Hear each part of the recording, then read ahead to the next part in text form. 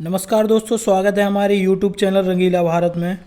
आज हम आपको मध्यकालीन एक ऐतिहासिक कहानी दिल्ली बनी कब्र सुनाने जा रहे हैं। रक्त रंजित काली रात थी। तैमूर अपने खेमे में मोतियों से जड़ी सुराहियों में शराब पी रहा था। उसके पास भिन्न भिन्न जाति धर्म की अनेकों सुंदरियां बैठी हुई थीं। तैमूर अपने में मदमस्त था। एकाएक उसकी निगाह अपने आप पर गई। अपने को निहारा बदसूरत बौना अपाहिज तैमूर में खूंखार पशु जागृत हो गया। उसने गुस्से में अपना शराब का जाम जमीन पर फेंक दिया। उसका चेहरा भयंकर हो गया, आंखें लाल हो गईं। सब उसको देखकर कांप गए, सबके सर नीचे हो गए और कमरा खाली हो गया। पता नहीं क्यों तैमूर दिल्ली के नाम से उदास हो जाता था। कुछ दिनों बाद ही लूट, आगजनी, हत्या को धर्म समझने वाली अपनी बर्बर सेना के साथ सिंधु, झेलम, रावी को पार करता हुआ नगरों, शहरों, गांवों को लूटता, उजाड़ता हुआ, हिंदुओं का कत्ल करता हुआ, उनकी लाशों को रौंदता हुआ तैमूर पानीपत आ गया था। पानीपत के पास निर्बल तुगलक सुल्तान महमूद ने विशाल सेना लेकर तैमूर का सामना किया, लेकिन तुगलक सुल्तान पराजित हो गया और गुजरात की तरफ चला गया। उसका सेनापति मल्लू इकबाल भी भाग गया था। केवल बच गई थी दिल्ली की बेसहारा जनता। तैमूर ने आगे बढ़कर अपना डेरा जमुना नदी के किनारे लगाया। दिल्ली की जनता में संताप छा गया था। चारों तरफ दहशत छाई हुई थी। सब अपने अपने घरों में छुपे हुए थे। तैमूर के साथ आए बर्बर लुटेरों ने दिल्ली की हिंदू मुसलमान जनता को बेरहमी से लूटना, कत्ल करना शुरू किया। बच्चों व जवान औरतों को कैद कर लिया। दिल्ली लपटों से घिर गई। दिल्ली की जनता ने छुप छुप कर युद्ध किया। एक सीमा तक तैमूर को रोकने का प्रयास किया, लेकिन तैमूर का आतंक छाया हुआ था। बहु बेटियों को नर पिशाच नौचे खाए जा रहे थे। लोगों ने तैमूर व उसकी बर्बर सेना के भय से अपनी बहु बेटियों का अपने हाथों से कत्ल कर दिया था। तैमूर की बर्बर सेना ने घरों में घुसकर महिलाओं से बलात्कार किए। कुछ महिलाएं तो ये तांडव देखकर ही आत्महत्या कर लेती थीं। नर पिशाचों ने बच्चों को भी नहीं छोड़ा। छोटे छोटे बच्चों को गेंद की तरह छतों से नीचे फेंक रहे थे और पैरों से कुचल देते थे।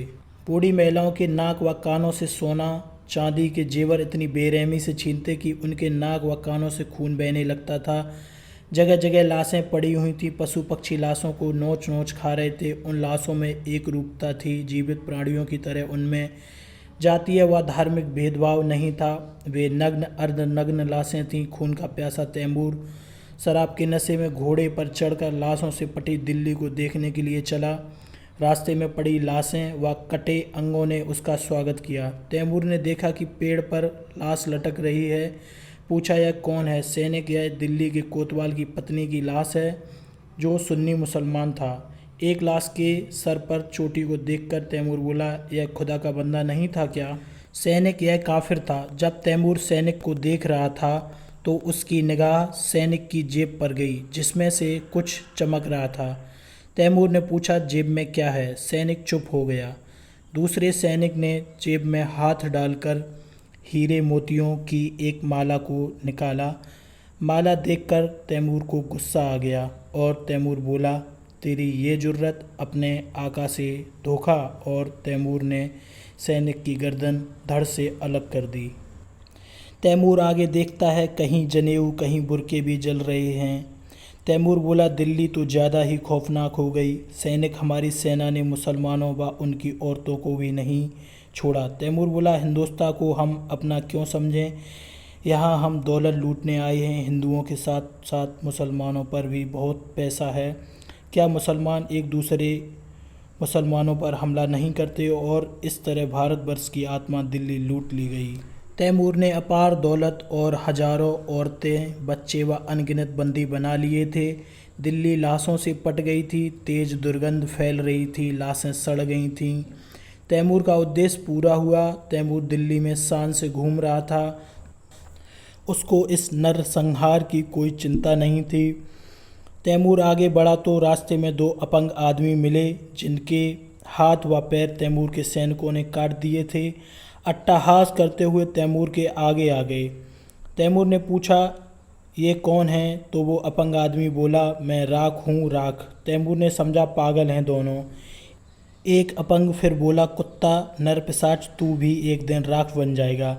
तूने पूरी दिल्ली को राख बनाया है, तू भी मरेगा, मौत तेरा पीछा नहीं छोड़ेगी।